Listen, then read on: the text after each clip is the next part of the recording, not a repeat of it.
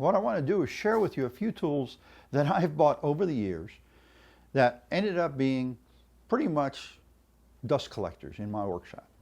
So let's jump right into it and let's look at these tools and I'll explain to you what was wrong with the purchase, why I felt it was the wrong purchase for me. Now remember, that may not mean it's the wrong purchase for you, because what you do and what I do may not be exactly the same thing. But in every case, I'll try and give you a better option as well. So you can see what I think would be a better investment of your money, and it ultimately ended up being a better investment of my money, because most of the time I ended up later replacing those tools with something that I should have bought in the first place. Tool number one on my list is the portable or handheld belt sander. Now, don't get me wrong, I have nothing against belt sanders, okay? I've got a stationary belt sander mounted on one of my workbenches over here, and I use it pretty regularly. But there's a huge difference between that bench-mounted belt sander and a handheld belt sander. And the basic difference is what they're intended for, okay? The one sitting on my workbench over there is designed for sanding small parts, essentially. This is designed for sanding large areas. Now, a lot of woodworkers, myself included, buy one of these with the idea of sanding large areas. Okay, I remember making my very first cutting board, which was out of oak. It was the first edge glued piece I made. It was made of oak 1x2s, and I leveled it out using a belt sander, and it took half of forever because it was oak, and oak doesn't sand all that quickly. Okay, it worked, but it wasn't the best way to do it. I should have been using a plane. So what I ended up doing with that belt sander is I made a bracket for it, and I essentially mounted it to be a bench mount belt sander. And that was my first bench mount belt sander, and I had it for years, and it worked okay. Worked pretty good, actually. And then it eventually died on me, and I replaced it. Of course, this wouldn't mount in that, and by then I had my other belt sander, so it was like, why did I buy this? Well, I bought this because I needed it on a remodeling job that I was doing at my mother-in-law's house. Now, as far as I'm concerned, this tool is a carpenter's tool. It's for construction work. It's for gross sanding, okay? By gross, I mean large amounts of material quickly. It's not for woodworking.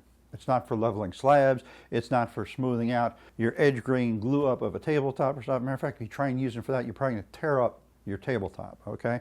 You're going to tear up your cutting board, whatever you're using for. This tool, it's great if you're trying to level a floor that you've just put down, or if you're trying to sand out the floor. Yeah, but for woodworking, there's better things you can use. For those cutting boards, use a power planer, okay? For the tabletops, first learn how to glue them together better. Get yourself some good clamps to work with, and make sure you use cauls so that you keep everything nice and even. And then use a hand plane to smooth them out. Avoid using one of these. The second tool I want to mention, since we're already on sanders, is the Vibratory Sander, or some people call them quarter sheet sanders, palm sanders, various different names people use for. As you can see, I have 3 of them. You know why I have 3 of them? Because I use self-stick adhesive sanding paper on here, and when you peel that off, you have to throw it away. So by using 3, I don't throw away as much sandpaper, and that's a pretty good deal. You know why I bought this? I bought this because I couldn't afford this. This is a random orbital sander. Now, there's a real big difference between the 2 tools, even though really they're used for the same thing. Vibratory sanders are a very slow way of sanding anything, okay? They will give you a real fine finish. They'll do a great job of that. As I said, I had 3 of them because I could put 3 different grades of sandpaper on there, and I wouldn't be throwing away my sandpaper all the time. They did that job. But the main reason I bought these types of sanders, and I think this is the oldest one, is because of the cost of a random orbital sander. The random orbital sander will do exactly what all those will do, and because they all use hook and loop fasteners for the sandpaper, I don't have to waste my sandpaper. I can take the sandpaper off, save it, reuse it, okay, until the sandpaper wears out. But it sands faster, and this is adjustable speed. So if I'm trying to get something really fine and I don't want to hog off a lot, I can go to a finer sandpaper, go to a lower speed, and I can get a really good finish out of this sander. And at the same time, if I need to take off a fair amount of material, it won't take off as much as that belt sander will. But it'll take off more sand material than any of these will. So this is actually a better tool. Why did I buy these? Cheaper. Now I look back at them and they're still sitting here, and every once in a while I use them, but 99% of the time when I've got to grab a sander, I grab my random orbital. and these just sit there and decorate the workbench. While not the same as that belt sander, the handheld power planer is similar, at least in the way we use it. Now again, this is a tool that I really consider a construction tool more than I consider a woodworker's tool. And I ended up buying it the same way I ended up buying the second belt sander, and that was for a construction project. And my wife talked me into it. Yeah, I'm fortunate enough that I have a wife that very encourages me to buy tools because one, she knows I enjoy woodworking, and two, she likes the stuff I make. Nevertheless, this was probably a mistake. Now, I bought it for a specific need and a specific project. And I have tried to use it in woodworking. And the real danger in using one of these in woodworking is that you're going to take off more than you intend. And I don't mean that you're going to cut too much. What I mean is you're going to leave gouges. You're not going to end up with an even surface. If you use one of these to flatten out an edge or straighten out an edge on a board, yeah, that works. It actually works pretty well. It's faster than doing it with a hand plane. It's easier than doing it with a hand plane. Since you can adjust the depth of cut, you can really be pretty accurate about how you do it. So yeah, it's workable for that. The only problem is it's a little hard to hold level compared to a hand plane, okay? But it'll work. The problem is where we try and use these things is things like cutting boards. We glue up our cutting board and then we want to, you know, the glue job doesn't come out absolutely even, our boards aren't, and we try and even it out with this. And you will never succeed in evening out the surface of that board with one of these, because every time you take a slice off of one place, you leave another spot that's too low and you got a gouge and you got a step there, and now you got to straighten that out. It doesn't work. You're much better off if you've got that problem using a hand plane. Even though it's going to be more work and it's going to take more time, at least you're not going to mess up your own work in the process. So here's another tool that spends an awful lot of time just sitting on the shelf and collecting dust, because it really is the wrong tool for the job. Now, there are places where it is useful. Again, like the belt sander, this is a great tool if you're doing remodeling work and you're doing carpentry work. I can show you a dozen places where I would use this for carpentry, but that doesn't mean I'd use it for woodworking. And I've pretty much given up on it as a woodworking tool. Okay, I'm going to change directions a little bit here, and I'm going to go with a tool that I've had for a really long time, and that's this combination brad and staple nailer, okay? This is just a brad nailer. This is a combination tool. This one's relatively new. This I've had for I don't know how many years. It's been a long time. Now, when I bought this, I looked at them there in the store, and they had brad nailers and they had brad staple nailers, and the difference in price was like $1. And I said, well, for $1 more, gee, I get a tool that has more capacity. I can not only put brads in with it, but I can use staples. That sounded like a good deal to me. So I bought it, and I've used it. And I very quickly learned that even though I was putting brads in, which give you a little tiny hole, these are 18 gauge brads, these are the size brads that both these tools use, and it gives you a hole that's maybe a 1/16 of an inch. This is a staple. This is the 1/4 inch crown staple that's designed to go into that tool. And so when you use these, you get a hole that's 1/4 of an inch. Now, in either case, you usually have to fill those holes. And if I'm going to go ahead and use a brad rather than a stapler, so I don't make a big hole, why in the world would I use a tool that's still going to put in a 1/4 inch hole? Yeah, see, that's where the problem is. It's not that it doesn't do the job. It does. The problem is it leaves too big a hole. Now, I don't know about you, but I don't like my nail holes to be visible. And I go through great pains to putty them in and clean them up.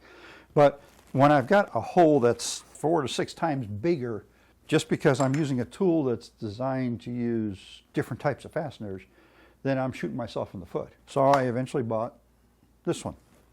This allows me to put that little tiny hole in. It's a whole lot easier to fill, and it's a lot harder to see. Does this do the job? Yes. But at the same time, it creates more work for me. And for that reason, I consider that it was a waste of money. Now, let me preface this next item by saying I consider myself more of a power tool woodworker than a hand tool woodworker. You know, there are woodworkers that specialize in using hand tools rather than power tools. And most of us today really consider ourselves power tool woodworkers, okay? Well, if you want to do really nice stuff, at some point in time, you're going to need to use some hand tools. And I learned that the hard way. So the next item I want to mention is cheap chisels.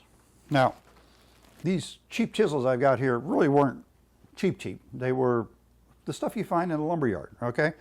And I thought they were fairly decent when I bought them. They're nice heavy metal, but they're not as hard a metal. Another problem you can have, and these two don't have it, but I've had other chisels that, is that the back may not be flat, okay? And that's really a problem if you're going to try and cut a mortise with them. And for years, those were the only chisels I had. And then a few years back, I got more interested in doing hand tool woodworking, mostly because some of the things I needed to do with hand tools, like cutting mortises. And so I put on my Christmas wish list a set of chisels. And I even picked out the set, and my wife bought them for me. She missed the sale. I tried to get her to buy them when they were on sale, and strangely enough, and this is really rare for my wife, she missed the sale and she ended up buying them at full price. Now, honestly, if I bought a full set, meaning all these sizes of these brands of chisels, I would probably spend as much or more as the full retail of this set of chisels, but there's a difference. These are what you find in the lumberyard, and they're designed to be an okay product. These came from a woodworking shop that's designed for woodworkers. So what's the real difference? Well, mostly just the quality. First of all, the quality of the steel that's in them, and secondly, the quality of the grind. Now, you still have to sharpen them. You've got to sharpen any chisel when you buy it. As a matter of fact, these need to be sharpened even more than these did, okay? And they tell you that right on the paperwork. They say, hey, sharpen these things before using them. But because of that, these have a finer edge and hold the edge longer. And not only that, they're easier to work with. The handles are easier to work with. They're designed for the woodworker. These are designed for essentially carpenters. While they're decent tools, they're not as good as those. If I had bought decent chisels sooner, I probably would have started using them sooner. And that's really what it boils down to. I avoided using chisels because I was really trying to use the wrong tool. These are actually, if you're going to do like paring with a chisel, these are too heavy for it. You need a bench chisel or a paring chisel. These are bench chisels, and as such, they're actually thinner than these chisels, okay? They're not designed to be struck with a hammer, whereas these have metal caps, so they're designed to be struck. But they're easier to control, and they're easier to get that fine shaving that you would want if you're trying to pare something. If you're going to do fine joinery, like dovetail joints or even finger joints, or something as simple as a lap joint, you're going to need a good edge, and you're going to need a good chisel. And that means it's flat, it's easy to control, and it's got a sharp edge. And if you want that sharp edge, you need good steel. So really what I'm talking about here is the quality of the steel more than anything else. You buy cheap chisels, you get cheap steel. You buy good chisels, you get good steel. You'll find it's worth having. Speaking of chisels brings us to my next item, and that is a cheap sharpening jig. Now, for years, I sharpened chisels and plane blades by holding them in my hand and running them across the stone, and I eventually learned that you can't hold it accurately enough. In other words, your blade angle is not going to stay consistent through your stroke and from one stroke to the next. Okay, maybe there's some people out there that can do that, but I learned that I couldn't do it well, at least not well enough to get the kind of edge I wanted on my tools. So I decided I was going to buy a sharpening jig, and I looked around and I noticed that there are a lot of these jigs that are pretty much the same design. They clamp onto your blade, whether it's a chisel blade or a plane blade, and they've got a wheel on the bottom so that you can run it across the stone, and it'll hold that at the angle you set it for. Okay, so what's wrong with the one I bought? I said it's a cheap one. This is cast and powder coated, okay? What that means is that the edges aren't real sharp and clean.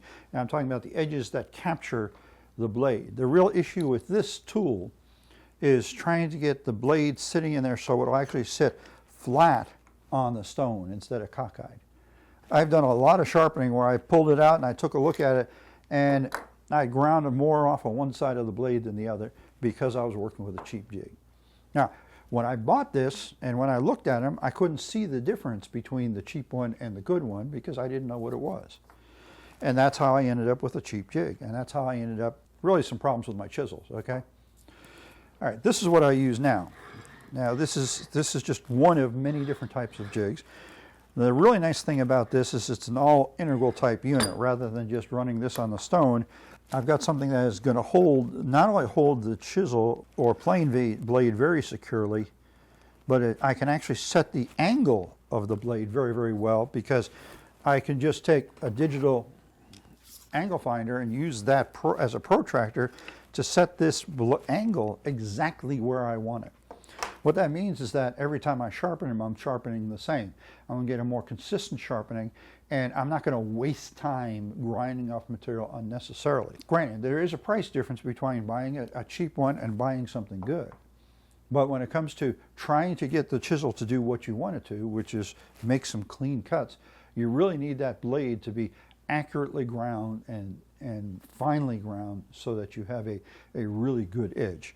A cheap sharpener is not going to do that for you. Probably the thing that has trapped me the most through the years of buying tools that I wish I hadn't bought, and most of which I've gotten rid of, are gimmicky measurement tools. Now, I like measurement tools. I've got a board over here where I've got measurement tools set up because I use them. I like accurate layout. I like working with precision. I like my things to come out the way I intend them to, and I found that to get them to come out the way I want them to, then I've got to measure accurately so I can cut accurately.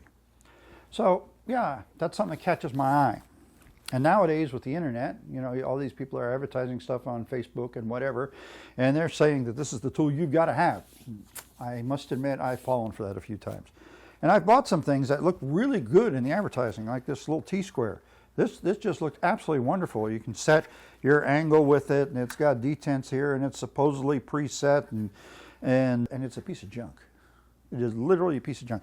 The metal is so thin on this that it just flops around. You know, I understand flexible, but this metal, yeah, it's got a wave in it, a permanent wave in it, because it kind of got kinked on me. The detent thing, yeah, it's about as accurate as throwing a baseball with your eyes closed. You know, it's not working. The only reason it hasn't ended up in the trash is because I keep it around to remind me of myself what happens when you believe ads and you buy something that you really shouldn't have. Here's another little gimmicky tool that I bought. Yeah, this was advertised on Facebook as well. Looked really great. They get this great video showing how to do it for setting up something, probably a table saw. And I bought it because I thought, gee, that'll be great. That'll help me set my table saw up more accurately, or whatever it was I was hoping to set up accurately. It got here, didn't have any instructions. Couldn't find any instructions online. And, you know, I'll have to say, it's nicely machined little gadget that does absolutely nothing because I have absolutely no idea what to do with it. And you got to watch out. You know, some of the stuff that comes from overseas, their goal isn't to put a quality tool in your hand, and it isn't really to help you. It's to get your money. Now, granted, everybody wants your money. Even the good tool manufacturers here at home want your money. But the good tool manufacturers here at home are at least going to give you enough information so that you can use the tool when you get it, not so it can sit there taking up space in your toolbox. Watch out for gimmicks. There are lots of them around. And the last item I'd like to mention to you is cheap or low-cost drill drivers. Now, I got quite a history with drill drivers, partially because of all the power tools, handheld power tools we've got in the workshop. That's probably the one we use the most. Therefore, it's the one we're most likely to wear out. My first drill or drills were corded units because they didn't have cordless back then.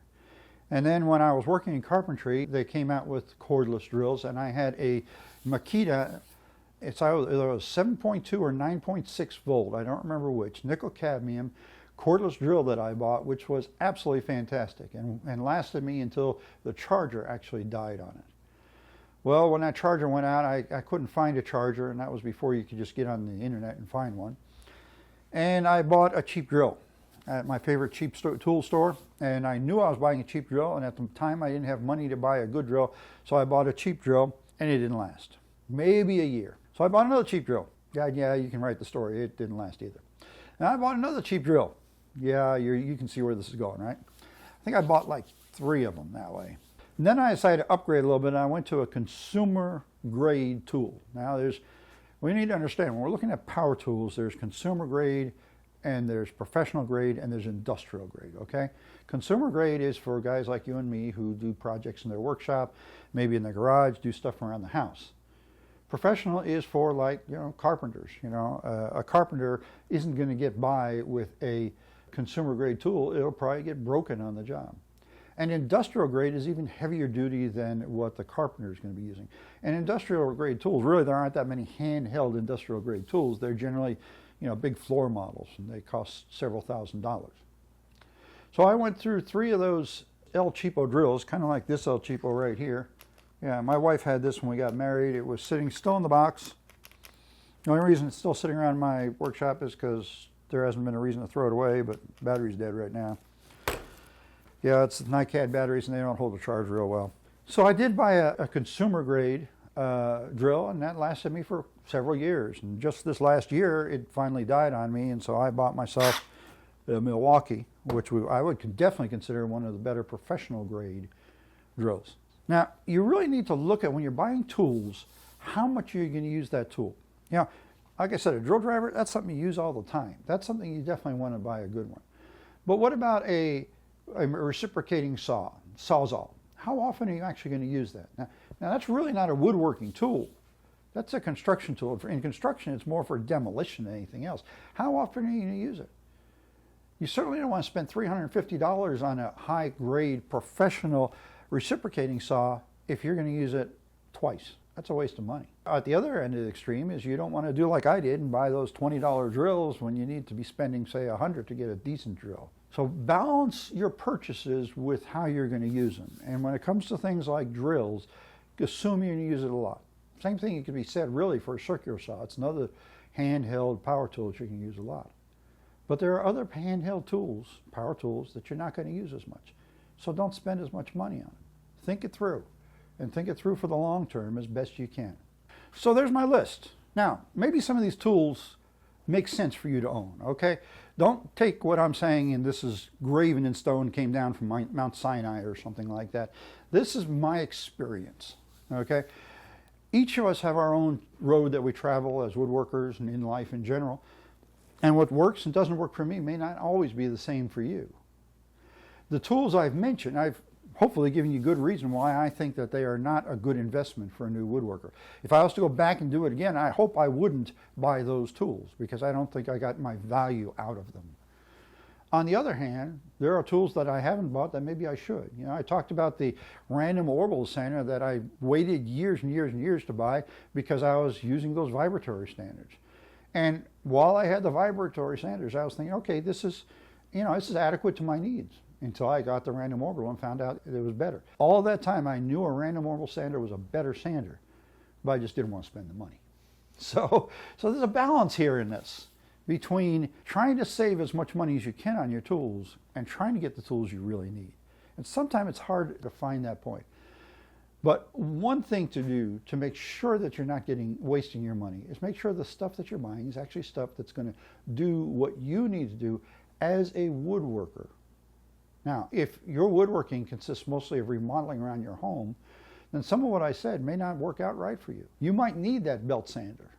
You might need that power planer, okay? But think of it in terms of the kind of work that you want to be doing. And I'll have to say the kind of work I've been doing has changed through the years. When I was younger, I was doing a lot of carpentry type work. Most of my woodworking was remodeling around the home. Of course, I was also working, I had a small construction company at the time, and so I was using it for that. Lately, most of what I've been doing is more furniture building. And so there's a huge difference between the techniques used and the tools that are used. So keep that in mind as you're making your own tool decisions. But don't buy something just because it's going to save a buck if you're not sure it's going to work. And don't buy something just because everybody else has got one, because maybe it's not going to work for you. So, good luck in buying your own tools. I hope that you get good tools. You find stuff that's going to do the job for you. I hope you make lots of sawdust out there, and hopefully some good stuff while you're making that sawdust.